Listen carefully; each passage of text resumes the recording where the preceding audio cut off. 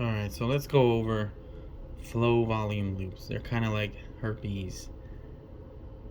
You don't really need them, but it's never going to go away, so you're going to have to learn about it. So it starts with, you have this flow graph, and then volume. You can use whatever volume measurement you want, or whatever flow rate you want. They usually use, in science, they'll use liters. And then since they're using liters, they're going to use like liters per minute or whatever for flow. Doesn't really matter. But the way this one works, this is kind of like weird on this one too. So you'll take a big deep breath in, and then you'll reach 0, or sometimes if you're using PEEP or something like that. Then you take a big deep breath out, and that's your one cycle. So that would be like a normal per se flow volume. And then there's just 2 that you have to memorize. Well, 3, sorry. One is the volume again. One is the extrathoracic. You'll have like a little tiny one, breathing in and then breathe out. So if you just think of the obstruction, this is the way I think about it. So I'll draw like a little dude here, breathing in, trachea, and then the lungs. So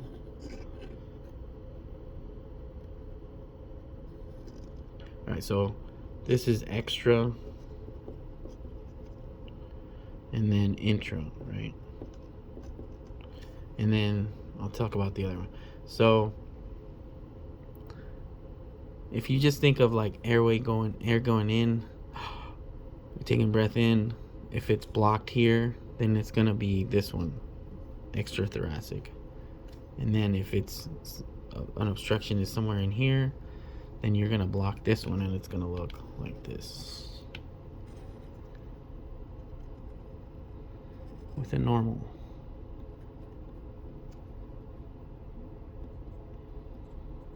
So how did I memorize it? So just like I said, you look at here again, when are you breathing in? Right here, right? And then so where's the obstruction? If the obstruction is here, it's going to be when you're breathing in. And then so you can't breathe, and then can't push the air out would be something in here. And then you'll have this flow loop up here. It gets compressed, and then you have what's called the fixed, and those can be intra or extrathoracic, and then those just kind of look like that.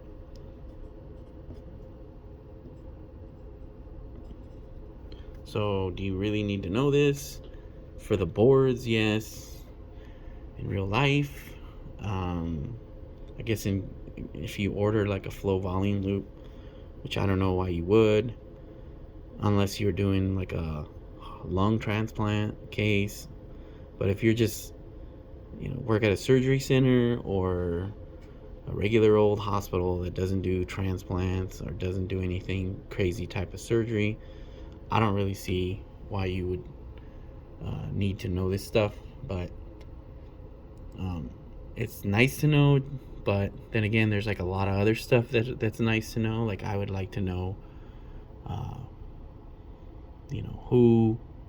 what Tesla stock is gonna do in the next few weeks, or I don't know. There's a bunch of other stuff like about ancient Egypt, so there's a lot of stuff that would be nice to know. But is it really gonna help you in life? Not really. And this is probably one of them. But you're gonna take your boards, or you're gonna do medical school and do your stupid tests, or talk to some weird attending that's gonna want to quiz you on these things for God knows whatever reason. So you have to know it, and you have to know it well. And like I said, it's not going away, so might as well memorize it.